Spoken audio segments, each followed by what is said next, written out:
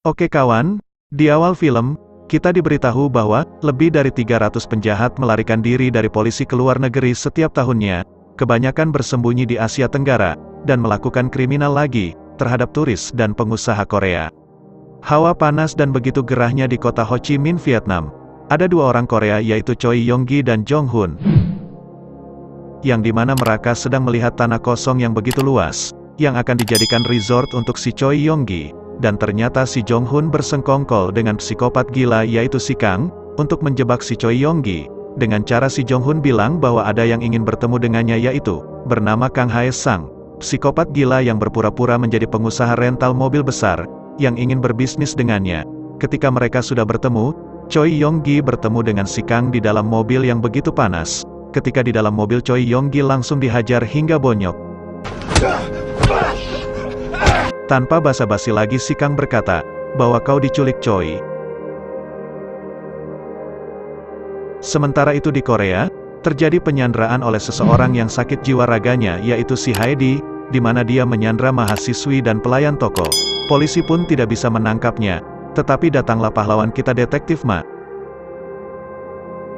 Tidak ambil pusing Detektif Ma dan polisi yang lain mulai menyerbu toko itu. Detektif Ma masuk dari belakang. Tapi dengan badannya yang besar dia menjatuhkan barang di toko, sehingga si Heidi tahu keberadaannya. Ketika Detektif Ma berbicara dengan si Heidi agar menyerahkan diri, tetapi Detektif Ma langsung ditikam. Karena pengalaman yang pernah ada sebagai detektif, si Heidi pun dihajar dengan sekali pukulan. Dan langsung ngejomprak.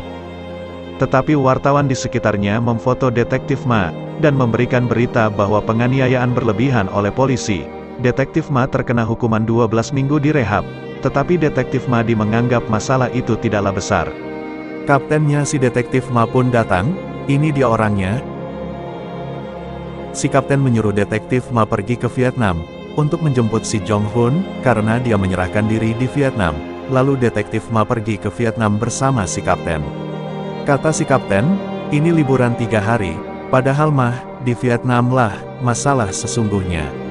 Ketika Detektif Ma dan kaptennya sampai di Vietnam, mereka bertemu dengan Park Chang-soo. Dia adalah petugas dari kantor konsulat Vietnam. Mereka pun langsung diajak pergi untuk makan. Ketika mereka sedang makan, ternyata Detektif Ma bertemu dengan Gasolin, yaitu teman dari Detektif Ma. Gasolin ternyata bekerja di Vietnam untuk menatap masa depan. Gasolin berkata bahwa Detektif Ma harus berhati-hati selama di Vietnam, karena polisi Korea tak memiliki kekuasaan di Vietnam, dan banyak gangster di Vietnam. Pagi pun tiba di kantor konsulat Jenderal Republik Korea. Di sana Detektif Ma melihat begitu banyak turis Korea yang hilang, dan Park Chang-soo menjawab bahwa ada 30.000 turis yang hilang dalam 1 bulannya.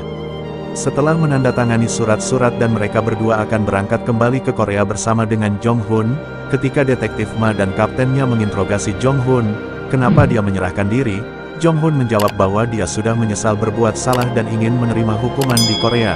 Tetapi Detektif Ma tidak begitu percaya, karena tidak masuk di akal seorang penjahat menyerahkan diri karena dia tahu dia salah. Detektif Ma langsung menyuruh si kapten untuk membuat ruang kejujuran. Si kapten langsung menutup semua CCTV, dan ketika ditanyakan kembali oleh Detektif Ma kenapa menyerahkan diri, Jong Hoon masih berbohong juga. Detektif Ma langsung mencekiknya, dan ternyata dia ingin dibunuh oleh Lee JD, temannya sendiri, karena dia telah menggoda pacar dari si JD. Padahal itu bukan jawaban sebenarnya. Lalu Detektif Ma dan kaptennya pergi mendatangi si Lee JD. Ketika sampai di tempatnya, ternyata dia sudah terbunuh. Dan mereka pun bertemu kembali dengan Jong Hoon, karena Detektif Ma merasa sudah dibohongi. Dan Detektif Ma meminta memberitahu cerita yang sebenarnya, karena Detektif Ma sudah benar-benar kesal, dan ingin menyemek Don si Jong Hoon. Jong Hoon pun menceritakan yang sebenarnya, bahwa dia dan Kang Hae Sang menculik seseorang bernama Choi Yong-gi, yang awal film sudah Anda saksikan ya guys ya. Karena Choi Yong-gi adalah anak satu-satunya penjabat di Korea yang dimana uangnya banyak, tetapi Choi Yong-gi terlalu bodoh menurut Jong Hoon, dan dia menceritakan bahwa ketika dalam penculikannya si Choi mencoba kabur, tetapi si Choi ketangkep juga oleh mereka, dan tiba-tiba si Kang langsung membacoknya tanpa rasa takut sedikitpun.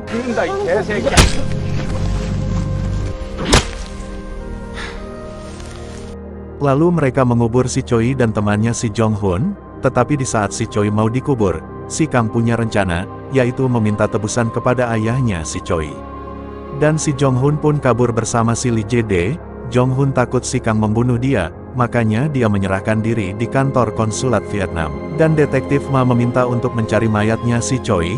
Kepada Park Chang-soo dan kaptennya, detektif Ma juga menelpon teman polisinya untuk mencari tahu apa ada pencandu bernama Kang Hae-sang, dan mencari tahu Choi Yong-gi yang hilang. Ketika mau berangkat ternyata kepolisian Vietnam tidak bersahabat dengan masalah ini, tetapi detektif Ma tetap mendatangi tempat di mana dikuburnya si Choi.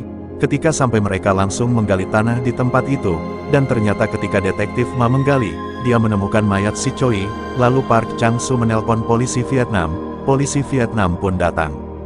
Ketika itu pun detektif Ma menelpon temannya yaitu si Gasolin. Detektif Ma bertanya apakah dia kenal dengan Kang Hae-sang. Ternyata Gasolin tahu apa yang terjadi, bahwa preman lokal Korea yang bernama Raku sedang mencari Kang. Di saat dalam teleponnya ternyata polisi Vietnam meminta detektif Ma dan kaptennya untuk kembali ke hotel, karena ini bukan urusan mereka. Di tempat di mana si Kang menyembunyikan uang si Choi, ternyata bapaknya si Choi telah menyewa para tentara bayaran untuk membantai si Kang. Ketika para tentara bayaran itu menggeledah tempatnya, mereka sudah menemukan uang si Choi tetapi si Kang dan temannya tidak ada di tempat. Mereka pun menunggu si Kang dan temannya di dalam, dan akan menghabisinya. Detektif Ma pun mendatangi tempat si Raku berada, dan Raku merasa kesal karena detektif Ma telah membuat kerusuhan di tempatnya. Detektif Ma pun langsung menampolnya. Dan Raku pun langsung menodongkan pistol kepada detektif Ma, tetapi bagi detektif Ma itu tidak masalah. Detektif Ma pun langsung mengambil pistolnya, dan detektif Ma pun bertanya kenapa dia mencari si Kang. Dia pun menjawab bahwa dia dibayar untuk melacaknya, tetapi dia tidak tahu. Ternyata yang tahu dia, si Ceki. Detektif Ma pun langsung mendatangi tempatnya si Kang bersama dengan si kapten. Di dalam perjalanan detektif Ma ditelepon oleh teman polisinya. Dia memberitahu bahwa Choi belum pernah dilaporkan menghilang, dan dia juga bilang bahwa ayahnya Choi pengusaha yang sukses di Korea. Dan detektif Ma ternyata mengambil kesimpulan bahwa ayahnya Choi telah menyewa tentara bayaran. Kang pun tiba bersama temannya. Ketika sampai di tempatnya, Kang sudah mulai curiga bahwa di tempatnya sudah ada orang. Ketika Kang memasuki tempatnya, ya betul mereka langsung menghajar si Kang.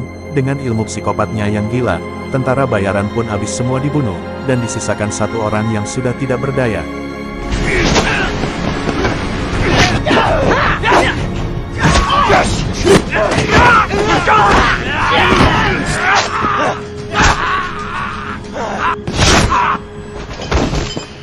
Kang bertanya siapa yang menyuruhmu, dia menjawab bapaknya si Choi.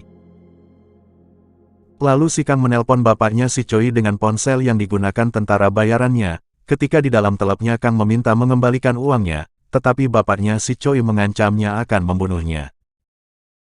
Detektif Ma dan kaptennya pun tiba di tempatnya si Kang. Ketika sudah memasuki di dalam tempatnya, sudah banyak orang yang tewas. Dan tiba-tiba, Kang langsung membacok si kapten. Disinilah detektif Ma bertemu si Kang dan langsung adu gelut.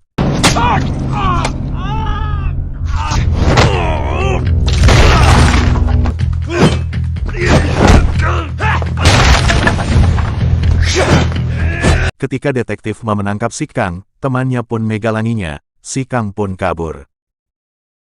Dan si kapten pun dirawat di rumah sakit dengan pengawasan para polisi Vietnam, dan detektif Ma menginterogasi temannya si Kang yang tertangkap, agar memberitahu kemana si Kang akan pergi, dan ternyata si Kang pergi ke Korea untuk mengambil uangnya yang ada di bapaknya si Choi. Detektif Ma dan kaptennya pun pulang ke Korea.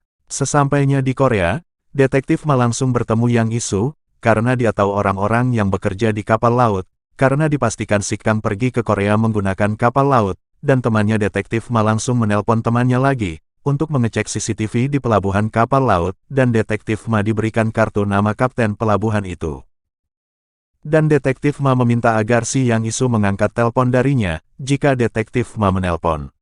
Malam pun tiba, di tempat kepolisian detektif Ma dan temannya sedang mengecek CCTV di semua area pelabuhan, dan ketika temannya sedang mengecek ternyata Kang terekam CCTV, dan detektif Ma meminta untuk membuat surat DPO. Dan di tempat pelabuhan, ternyata bapaknya Choi sudah ada di situ bersama cecunguknya. Bapaknya Choi pun langsung meminta anak buahnya untuk memperbanyak tentara bayaran, kalau perlu dari luar negeri dan akan membayarnya 2 kali lipat. Di tempat kepolisian Detektif Ma dan kaptennya bertemu dengan kepala kepolisian Korea, mereka diomelin karena sudah membuat kekacauan, tetapi Detektif Ma dan kapten menjelaskan kejadian yang sebenarnya, sehingga kapolnya pun memberikan waktu 1 minggu untuk membereskan masalah ini. Detektif Ma pun dan jajarannya bertemu dengan ibunya Choi, dan di situ sedang ada penghormatan terakhir kepada si Choi, dan ibunya Choi pun berterima kasih kepada Detektif Ma karena sudah membawa mayat anaknya ke Korea. Detektif Ma pun diberitahu oleh temannya bahwa ada bekas mobil yang digunakan si Choi, dia pun pergi ke tempat itu. Sesampainya di tempat itu, tidak ada jejak si Kang yang bisa diambil dari tempat itu. Di tempat duka, ketika bapaknya Choi dan cecunguknya memasuki lift, ada satu orang yang masuk juga, dan dia ternyata si Kang, anak buahnya pun langsung adu gelut dengannya.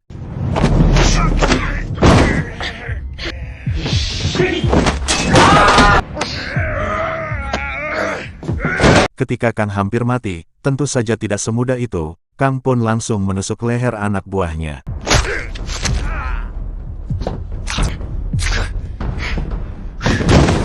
Dan Kang pun berhasil menculik bapaknya si Choi, dan di bawah basement sudah ada temannya Kang yang menunggunya. Sementara itu ketika temannya Detektif Ma mengawasi CCTV, dia melihat Kang menculik bapak si Choi, dan mereka pun memberitahu Hong Seok untuk menahannya, tetapi mereka tidak bisa menangkapnya, dan Kang pun pergi. Dan si psikopat Kang pun langsung membuat video ancaman kepada ibunya Choi bahwa siapkan uang $2 miliar.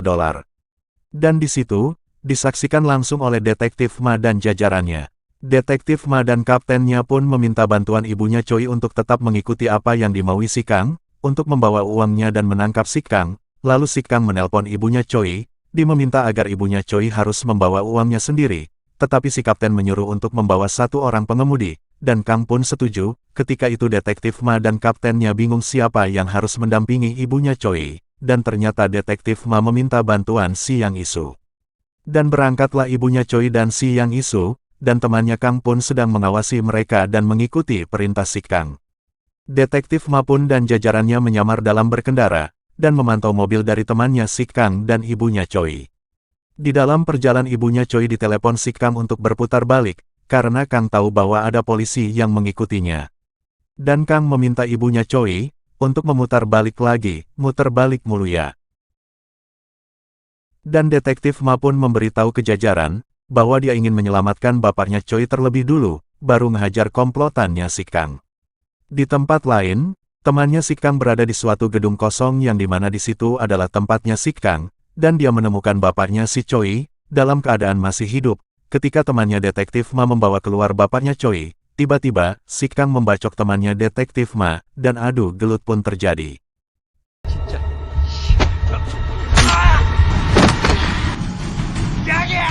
Sementara itu, Detektif Ma menelpon Yang Isu agar terus berjalan dengan kecepatan tinggi.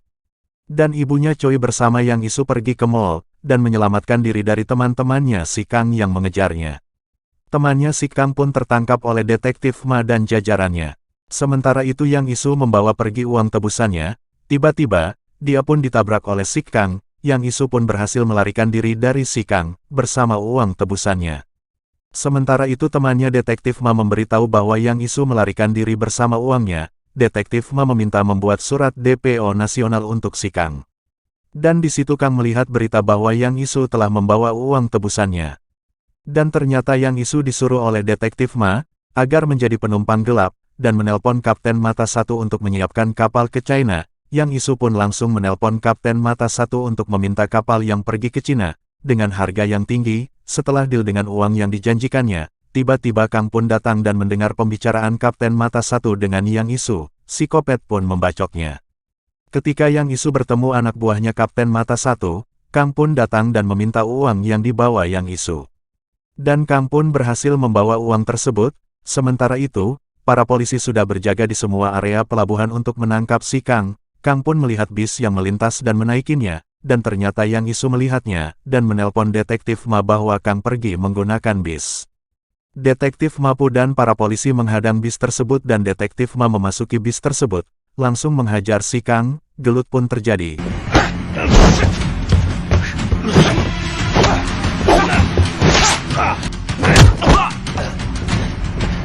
Di sini betapa hebatnya Detektif Ma dalam pukulan-pukulannya. Kang pun tak sadarkan diri ketika pukulan terakhir.